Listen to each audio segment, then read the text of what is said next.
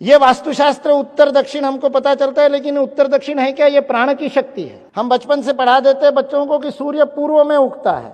मैं कहता हूं इससे गड़बड़ बात क्या सिखाते हैं हम? सूर्य जिस दिशा में उगता है उसको पूर्व कहते हैं, पूर्व में सूर्य नहीं उगता। और उसको पूर्व क्यों कहते हैं? तो प्राण विद्या के कारण कहते हैं। सूर्य ही महाप्राण है, उससे ही प्राण प्राप्त होते हैं। तो उस दिशा को पूर्व क्यों कहते हैं? क्योंकि सूर्य के उगने से पूर्व प्राण आ गया, प्रकाश आ गया।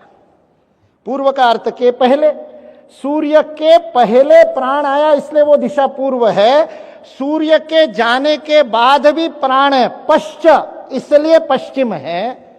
जिधर जाने से प्राण की गति बढ़ते जाती है, मात्रा बढ़ती है, उत्तर लगातार बढ़ती जाती है, इसलिए उत्तर है। जिधर प्राण कम है इसलिए दक्ष, सतर्क रहने की आवश्यकता, इसलिए वो दक्षिण है। वही आग्नेय नैऋत्य में, पूरी पुस्तक अभी नहीं बता दूंगा। जब भारतीय शिक्षण मंडल में शिक्षा में भारतीयता पर काम कर रहे थे तो मन में प्रश्न आया, ये भारतीयता है क्या? तो ये विज्ञान जब भारतीयता का समझने की कोशिश की, ये जो भारतीयता का फिजिक्स समझने, कणाद का फिजिक्स समझने की कोशिश की, तब पता चला कि भौतिक शास्त्र तो केवल अन्नमय कोश से पूरा होता ही नहीं। By only studying matter you cannot study physics, you need to understand the underlying energy.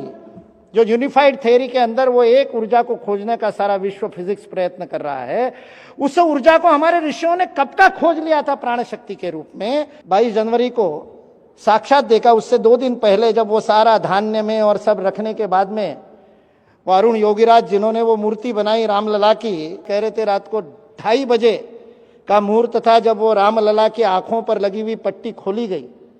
Arun Yogiraj कहता है मैं सामने बैठा था, मेरे आंखों में आंसू आ गए, और वो साथ में जो कार्यकर्ता थे उनका हाथ पकड़ करके वो कंपित करके बोलता है, अरुण ये मूर्ति मैंने नहीं बनाई, ये मेरे रामलला नहीं है, क्योंकि मूर्ति का विग्रह बन गया था, पत्थर में प्राण प्रकट हो गया था। ये प्राण प्रतिष्ठा का विज्ञान भारत